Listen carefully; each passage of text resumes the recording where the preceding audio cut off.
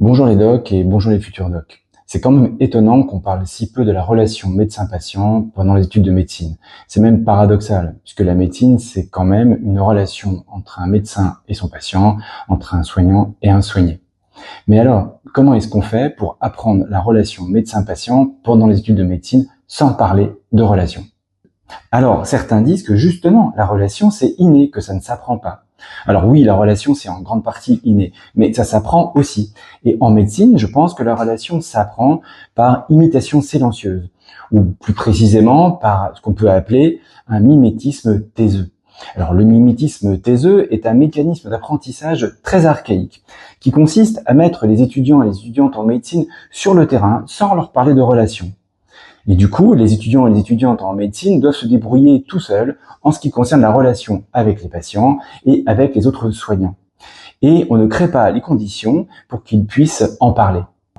Les étudiantes et les étudiants en médecine vont alors, de manière plus ou moins consciente, imiter le comportement des médecins plus expérimentés avec les patients et avec les autres soignants, en particulier les autres médecins. Alors bien sûr, chacun va imiter le comportement des médecins qui correspondent le plus à leur conception de la médecine et à leur propre manière d'être dans la relation. Alors j'ai dit que ce mimétisme taiseux est un mécanisme d'apprentissage très archaïque, mais c'est aussi un mécanisme très efficace. En effet, c'est bien difficile, voire impossible, de prendre du recul et de critiquer ce dont on a peu ou pas conscience, et surtout ce dont on ne parle pas. C'est alors bien difficile d'avoir une réflexion sur la relation elle-même. Et c'est très difficile aussi de prendre du recul et de critiquer les modalités relationnelles des médecins plus expérimentés, surtout si ces médecins ont du pouvoir sur vous. Mais pourquoi donc est-ce encore ainsi ?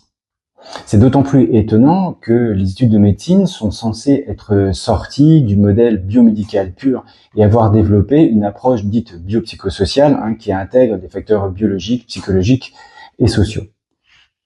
Bon, d'abord, il me semble qu'il y a quand même encore une forte insistance sur les facteurs biomédicaux par rapport aux facteurs psychosociaux pendant les études de médecine.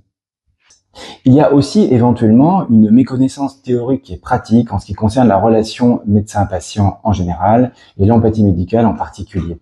Par exemple, l'usage du terme juste distance qui est parfois employé pour mettre en garde les étudiantes et les étudiants en médecine contre un éventuel trop d'empathie, qui est ici confondu avec la sympathie. En fait, je crois qu'il persiste dans la culture médicale une tension entre deux pôles qui sont vécus comme opposés et difficilement compatibles. D'un côté, la nécessaire distanciation professionnelle et de l'autre, la proximité, la connexion avec les patients. Quoi d'autre ?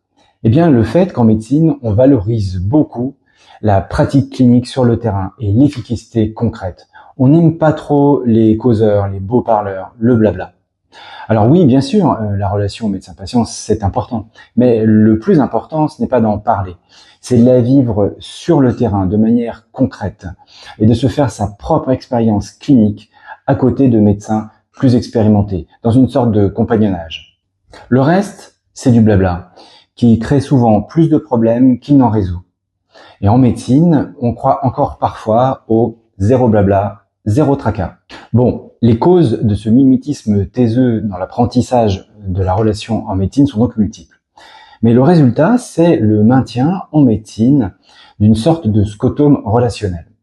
Ce scotome relationnel dont j'ai déjà parlé concerne les dimensions affectives, émotionnelles et corporelles de la relation médecin-patient et de l'empathie médicale. Le fait est qu'en médecine, nous y prêtons peu ou pas attention. Bon, en ce qui me concerne, je suis convaincu que parler de la relation, ce n'est pas du blabla et que ça évite même beaucoup de tracas. En fait, je ne vois pas en quoi parler de la relation entre les médecins et les patients et de la relation entre les médecins pourrait avoir un effet délétère. Je pense que les compétences relationnelles, et en particulier l'empathie médicale, peuvent être améliorées si l'on en parle, et notamment par des formations expérientielles pratiques. Et là, j'ai envie de rappeler une évidence qui peut sembler un peu naïve. Si c'est très important que les étudiantes et les étudiants en médecine soient formés à la relation médecin-patient et à l'empathie médicale, c'est aussi très important qu'ils puissent ressentir eux-mêmes de l'empathie de la part de leurs professeurs, des autres médecins qui les accompagnent et même des patients.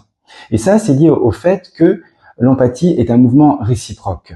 Recevoir de l'empathie aide beaucoup à devenir et à rester empathique avec les autres.